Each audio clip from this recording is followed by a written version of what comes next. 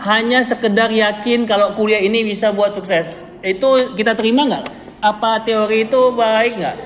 Oh, kita yakin nih dengan kuliah pasti kita sukses. Betul nggak itu? Pemikiran kita bahwa kalau kita kuliah, kita yakin dengan kuliah ini, maka dengan kuliah ini pasti akan sukses. Sally yakin nggak dengan kita di kuliah ini bisa sukses? Yakin? Kalau cuma yakin aja nggak akan bisa, nggak akan mungkin. Keyakinan itu harus diikuti dengan apa, Mit? Ya, Mit, udah yakin atau udah ada faktanya bahwa sawit ini harganya sekian-sekian, pasti harganya tinggi. Hanya cukup dengan keyakinan, udahlah, dibiarin gitu aja. Apa yang harus Amit lakukan supaya mendapatkan keuntungan tadi? Ya, semangat itu diimplementasikan dalam wujud? Enggak lah, contoh Amit tadi, usaha sawitnya tadi, apa cukup hanya dia dengan tahu harga sawit segini, tahu tempat jualnya, tahu tempat apa yang harus betul-betul detail lagi, harus betul-betul dari nol kan? Kayak mana prosesnya, Mit? Proses pertama kali kita sawit, beli bibit, ditanam berapa bulan? Langsung panen mana? Semua ada prosesnya, nggak ada yang instan. Bahkan mie instan pun Nadia, tahu mie instan, Indomie atau Sari mie sedap itu, yang instan aja nggak bisa instan begitu saja. Apalagi kayak tadi sawit, 3 tahun modal. Dan itu kalaupun, dan itu ada lagi perawatan yang lain kan? Setelah panen masih ada harus kasih perawatan lagi, pupuk terus. Kemudian nanti ada yang preman-preman, maling-maling. Kayak mana cara menanggulanginya? Udah. Oh, mamanya juga.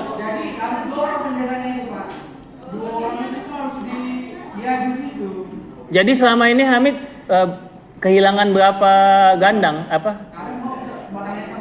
Iya. Jadi kalau dihitung-hitung harusnya misalnya Hamid untung 20 juta misalnya. Bisa setengahnya nggak dapat. Bisa. Orang mau dapat cuma berarti sedekah lah tuh Hamid. Ya kayak mana lagi caranya solusinya gimana solusinya?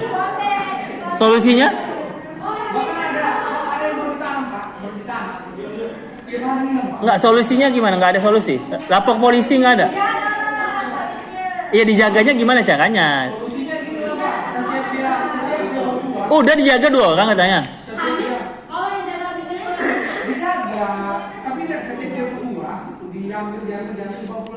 Enggak bisa. Oh gitu.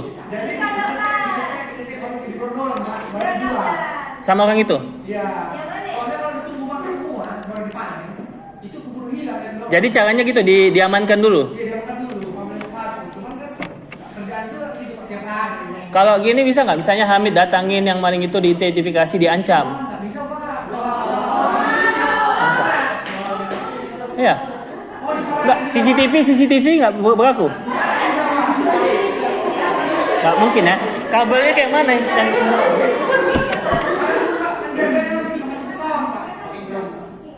Enggak, harus ada pemuda setempat. Mungkin pemuda setempat yang Hamid dekatin. Jadi bisa jadi kibus dia. Dia kasih duit. Bagus gitu aja. Minimal meminimalisir lah gitu kan. Iya betul. Tapi 2 kayaknya nggak cukup ya. Ya mungkin 5. Oh yang jaga itu?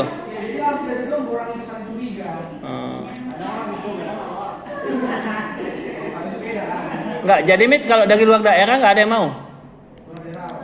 Bukan PS, bukan pemuda setempat. Enggak, maksudnya yang menjaganya jangan dari situ. Mungkin harus dekat situ. Ribet ya. Ada resikonya. Jadi gini ya, ini intinya ditekankan, kalau kita mau hanya meyakini sesuatu hal tanpa ada apa tadi? Kita meyakini tanpa ada ikutannya atau follow up-nya, apa disebut apa? Ya tadi usaha tadi atau istiqomah atau disiplin. Kan gitu. Misalnya Mubit kuliah nih. yakin kalau kuliah ini bisa mensukseskan. Tapi nggak cukup dengan itu, dengan cara apa lagi setelah itu? Ya belajarnya tadi manjada, wajada, ya kan? Atau di Quran manjahada fina, betul nggak? Kalau hanya sekedar mubit yakin gitu aja, kalau kita hanya sekedar yakin, yakin gitu aja kuliah ini bisa mensukseskan, ya kan? Yakin kuliah ini bisa mensukseskan, ya nggak akan sukses. Kenapa? Karena keyakinan ini memang harus dibuktikan. Kan memang itu yang Allah jelaskan, udah Allah kunci. Kita nggak bisa dengan gampang, nggak segampang itu kita, ya kan? Tak segampang itu kita menyebut kata-kata beriman atau mengaku menjadi hamba yang beriman, bertakwa dan sebagainya. Harus ada pembuktiannya. Sama ketika Nadia meyakini kalau siapa nama cowok itu? Si Tengku ini memastikan Tengku ini adalah sosok yang tepat, harus ada pembuktiannya. Iya Pak, jadi kan mau nikah Pak. Pembuktiannya, enggak, jangan langsung cepat kali menikah. Pembuktiannya dia datang ke rumah, jangan ganteng doang, tapi jemputnya di depan gang. Kemudian kayak mana dia sikapnya? Salah satu contohnya Monica. Salah satu contoh laki-laki itu layak jadi suami kita dari mana? Kesabarannya, tanggung jawabnya, kelembutannya gitu. Dari mana taunya itu? Ya dari bagaimana dia bersikap dengan ibunya, dengan lingkungannya, keluarganya. Kalau dia dari awal aja nampak dia nggak sabaran, ngamuk-ngamuk, marah-marah, nah dia buat kesalahan sedikit aja atau lupa sedikit aja. Enggak ya. Misalnya, nah dia ada kesalahan atau apa sama dia gitu atau apa lupa. Kemudian dia kesal udah marah, itu berarti tanda-tanda udah red jilbab kan, red scarf. Nah, itu kan. Itulah hati-hati. Kalau dari sisi ibadah itu nggak Bapak jadikan fokus utama karena ibadah itu tadi hubungannya ke Allah. Kalau ke manusia di mana tadi? Ya di sikap akhlak dia gitu. Karena kan ada terbagi tiga kan manusia harus gitu.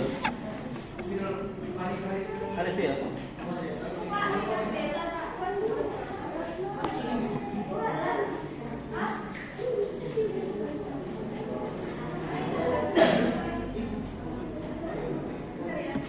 Jadi kan, kalau kita kaji lagi secara konsep Islam, ini nanti kaitannya ada tiga Islam. Yang pertama adalah konsep iman atau tauhid kan.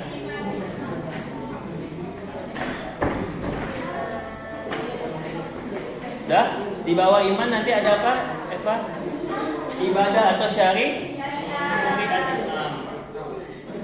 Sebenarnya iman dan syariat ini dia tujuan utamanya mendukung akhlak. Ketika di kota Mekah, ya kan? Di kota Mekah ada nggak dulu aturan-aturan Islam? Kota Mekah pertama kali Nabi dakwah tidak ada, atau mungkin kalaupun ada syariat 1-2. Ibadahnya dulu, ya kan Beb? Ketika Nabi di Mekah dulu di situ Beb, di depan Beb, biar Bapak bisa naik. Ketika Nabi di Mekah, Beb, Nabi kan ada di Mekah berapa tahun dakwah? Nabi dari lahir umur 0 tahun sampai berapa tahun di Mekah? Kan Nabi dakwah 23 tahun, 6 tahun. Nabi kan Nabi dakwah 22 tahun, 2 bulan, 22 hari, 2 minggu, 2 hari, 2 jam, 2 detik, 0,222 mm detik gitu kan. Nabi Muhammad di Mekah itu berarti sekitar 13 tahun. Nabi Muhammad diangkat jadi Nabi umur berapa? 40. 25 nikahnya. Jadi kan 40 tambah 13 dari umur 53 tahun Nabi Muhammad di Mekah, dan syariat yang ada di Mekah atau ibadahnya hanya apa? Salat itu adanya di Madinah kan? As-salatu khairun minan naum, apalagi. Salat itu adanya di waktu Nabi di Madinah, yaitu peristiwa subhanalladzi asra bi 'abdihi lailan. Jadi di kota Mekah, syariat atau ibadah itu sepertinya paling hanya istighfar. Ya tauhid udah pasti. Paling adanya hanya kita berdoa, sedekah gitulah, lebih kepada manusiawi. Tapi secara ritualnya haji atau umrohnya ataupun sholatnya itu nanti ada di kota Medan. Madinah, kok Medan ngantuk. Jadi kan artinya ketika melihat manusia awalnya dari akhlaknya, makanya agama Buddha itu dia kan menekankan dengan budi. Budi itu artinya kebaikan, dharma. Kalau orang Kristen dia apa? Dia juga mirip agama kasih sayang. Tapi yang nggak ada di Kristen adalah apa? Syariat, gitu kan. Mungkin karena Nabi Isa udah cepat meninggalnya, baru umur berapa bukan meninggal, apa? Disalib ke langitnya gitu ya. Dah? Oke, jadi intinya tadi Bapak tekankan, Pep. Kita mundur lagi. Kalau kita hanya sekedar yakin, kita hanya sekedar, misalnya contoh nih, Apip yakin atau optimis dengan kuliah. Nggak cukup, nggak bisa hanya dengan optimis, nggak bisa hanya kuliah ini pasti aku sukses. Nggak bisa. Harus juga ada apa? Usaha. Dan tambah lagi mungkin mobil makan mie sukses isi 2, sukses dunia akhirat kan gitu. Pip, gak hanya cukup dengan omon-omon, Pip. Maksudnya aku pasti sukses, aku pasti bisa gitu kan. Aku pasti bisa, aku pasti kuat. Kau harus hebat, nah, kan? Kan gak hanya bisa dengan itu aja. Harus apa? Dengan apa lagi, Pip? Selain dengan motivasi tadi, selain dengan semangat, mesti apa lagi? Selain dengan keyakinan, setelah itu apa lagi follow up-nya, kelanjutannya? Ibadah, doa, ibadah aja nggak cukup. Ibadah aja nggak cukup, harus ada usahanya tadi lah. Ya ibadah tadi doa lah. Nah, sebelumnya ibadah ini adalah unsur akhirat. Unsur dunianya apa? Usaha tadi dalam konteks ini adalah belajar. Nggak hanya ada nggak orang yang bisa kaya dengan ibadah aja? Mana mungkin ada orang bisa kaya dengan ibadah? Nabi Muhammad sebenarnya bisa aja minta sama Allah. Ya Allah turunkan emas 100 kilo misalnya. Ya Allah keluarkan dari bumi ini uranium misalnya gitu kan. Tapi nggak mau Nabi Muhammad karena ingin mendidik umatnya kalau mau sesuatu itu, kalau kita mau mendapatkan sesuatu, menginginkan sesuatu mesti ada usahanya. Dan usaha itu kalau diniatkan untuk kebaikan jadi bernilai ibadah. Dunia ini ma yusibuka ilallah. Kalau dikatakan apa-apa yang dunia ini bisa menjadi pahala ketika dia ma yu'inuka Allah, ketika dia mendekatkan kita kepada Allah, atau dalam konteks secara nggak langsung memberikan dampak kebaikan kepada sesama kita, maka amalan dunia atau aktivitas dunia kita ini bisa bernilai akhirat. Itulah namanya sifatnya ukhrawiyah. Amalan akhirat bisa bernilai dunia. Contoh misalnya Apip mau berdakwah kepada misalnya si Firda, tapi dakwanya ada modus untuk Assalamualaikum ukhti Firda, ada maksud dan tujuan peyek di balik udangnya. Nampaknya itu amalan akhirat, tapi karena ada modusnya, ada maksud tertentunya, jadi dosa. Atau misalnya sedekah dalam arti dia mau dipilih jadi caleg atau gubernur. Ya kan, jadi Sultan, sini dulu. Kalau Sultan kuliah Sultan belajar menuntut ilmu, itu dapat pahala nggak? Kenapa bisa dapat pahala? Karena berjihad untuk meningkatkan kapasitas akal, meningkatkan kualitas ya. Tapi kalau misalnya Sultan belajar hanya mau mengejar nilai, itu dikasih pahala nggak sama Allah? Kenapa? Ya karena salah diniatnya kan. Jangan gara-gara nilai setitik rusak susu Indomie, susu apa? Susu sebelanga. Ini artinya dalam Islam tuh hebat kali, Islam tuh mantap kali, Islam kafah kali. Apa? Al-yauma akmaltu lakum dinakum. Kalau Sultan niatnya bekerja ataupun belajar karena Allah, itu bukan hanya dapat kemudahan tapi dapat pahala tadi, keberkahan namanya. Sama kayak orang bekerja, ketika dia bekerja untuk memenuhi kebutuhan dirinya, paling tidak dia jauh dari sifat minta-minta, pengemis, minimal itulah. Syukur-syukur dia bisa memberikan kebaikan, nafkah keluarganya, anaknya dan sebagainya. Walaupun kesannya itu adalah aktivitas dunia, amalan dunia, tapi bisa mendapat pahala. Kenapa? Karena tujuannya adalah tujuan dia bekerja untuk apa? Untuk mendapatkan satu kebaikan, kemaslahatan. Kayak misalnya kita jualan, Eva jualan. yang kemarin pernah kita bahas di semester 1. Oh, kita jualan ini memang kita mau untung juga, tapi kan ada maksudnya juga, ada nilai akhiratnya juga, ada nilai pahalanya juga. Dengan apa? Dengan kita jualan, mudah-mudahan orang lain bisa lebih mudah mendapat akses barang itu. Dengan kita jualan itu, kita jualan memberikan harga yang berkualitas dengan keramahan. Jadi pelayanan, orang jadi senang, orang jadi semangat dan sebagainya. Ya, dengan jualan baba parfum tadi, Radit. Ya, jualan parfum apa? Apa manfaatnya untuk orang lain? Dengan adanya baba parfum, coba marketing dulu. Jadi suasananya jadi positive vibes-nya.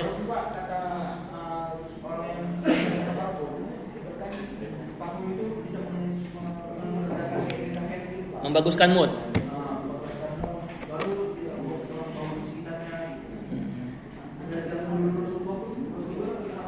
Ya, bahkan ada hadisnya, sampai ada ilustrasi hadis, siapa yang berteman dengan tukang minyak wangi atau tukang las besi kan. Ya, bisa dikaitkan juga ke ibadah. Dengan dia ada pakai parfum, ibadahnya atau sholatnya jadi wangi, enak kan suasananya kan. Kadang kan Bapak mungkin berapa kali ketemu, kalau sholat di sebelah Bapak ada yang bau asam atau apa, mending Bapak mau pingsan aja gitu. Ya. Nggak, masih mending. Ini ada orang-orang yang memang dia nggak peduli dengan pakaiannya, entah aktivitasnya apa, sholat tiba-tiba kan cari masalah. Sama kayak waktu COVID, kalau dia batuk atau apa waktu COVID itu, janganlah sholat, bagus. Dia dapat pahala, tapi dosa gara-gara menularkan penyakit atau virus tadi kan. Jadi tadi kesimpulannya, sesuatu yang bersifat duniawi bisa mendatangkan pahala kebaikan, tergantung arahnya, tujuannya. Misalnya menikah nih, misalnya Sally menikah, kan itu aktivitas duniawi, tapi bisa mendapatkan pahala, bisa mendapatkan keberkahan. Dengan cara apa? Iya, menikahnya tujuannya, niat dan tujuannya apa? Sultan mau menikah nggak? Ya, tunggu dulu, HP-nya simpan dulu, jangan chat dulu ceweknya. Insya Allah jadi tuh kalau yakin. Sultan mau nggak menikah? Tujuan atau niatnya nikah itu apa? Ini nanti mempengaruhi nanti hasilnya. Kalau hanya memperbaiki keturunan atau mendapatkan keturunan, itu masih aspek duniawi. Aspek akhiratnya apa? Supaya dia dapat pahala. Apa tujuannya untuk nikah? Mencapai ridho Allah. Nah, dia kenapa mau nikah? Karena kesendirian, sepi. Untuk apa punya suami? Supaya apa? Supaya masih duniawi, yang akhirat. Untuk menenangkan nafsu kita, untuk bisa, kan ada katanya, ya kan, yang melindungiku dari kejahatan nafsuku kan. Nah, itu yang kata Ustadz Uje itu. Jadi tujuannya adalah untuk mengendalikan nafsu kita dan bukan mencari kebahagiaan, karena bahagia itu dinamis. Bahagia itu terus setiap menitnya selalu diusahakan. Nggak bisa Nadia mengharapkan kebahagiaan dari orang lain. Ada namanya satu konsep saling mengisi. Kalau kata Pak Bobi, kolaborasi Medan atau Sumut berkah. Kolaborasi antara Bang Tengku dengan Nadia untuk menciptakan satu konsep sakinah. Itu jadi sakinah bersamamu itu nggak hanya satu pihak, nggak hanya Nadia yang mengusahakan berkorban, tapi harus kedua belah pihak sama-sama saling mengorbanin. Jadi kadang Nadia ngasih dia, jangan Nadia mau tahu minta aja, Nadia sekali-sekali ngasih korban perasaan sekali-sekali mungkin kan gitu kan. Jadi misalnya suami mencari uang, Nadia di rumah masak, Nadia di rumah merawat anak gitu kan. Nanti kalau pulang suaminya disambut dengan baik, dengan senyuman, itu dengan kehangatan ya, air hangat juga. Ya kan? Ya syukur-syukur Nadia nanti kalau memang bisa bekerja bantu keuangan suaminya walaupun tidak wajib. Gitulah. Di suami pun juga jangan menuntut aja, taunya biar rumah ini setiap hari pulang taunya beres saja. Mungkin ketika itu Nadia ya kan lagi capek atau lagi stres, ya mungkin dibantu tadi. Misalnya Nadia nyuci, ya kan, si Tengkunya itu jemur pakaiannya gitu kan. Kayak gitu-gitu konsep apa tadi, kerjasama. Oke. Jadi intinya tadi ketika kita mau mendapatkan satu keberkahan, itu awal mulanya ada di niat dan tujuannya di mana diletakkan. Kalau memang kita niat tujuan kita kuliah ini untuk ilmu, insya Allah ya dapat keberkahan tadi. Tapi kalau niatnya hanya untuk mubit main game atau apa tuh, Mit? Hanya untuk ya udah dapatnya itu aja, Bit. Oke. Oleh karena itu hari ini supaya dapat ilmu kita dapat berkah, semakin berkah kita akan presentasi berapa puluh makalah? 55. Tiga dua kelompok atau tiga ya. Oke. Langsung saja nggak berlama-lama. Silakan kepada pemakalah Ustazah Seli, insyaallah, dan Haja Doktor Firda Sari Hasibuan siapa? Firda silakan, dan siapa?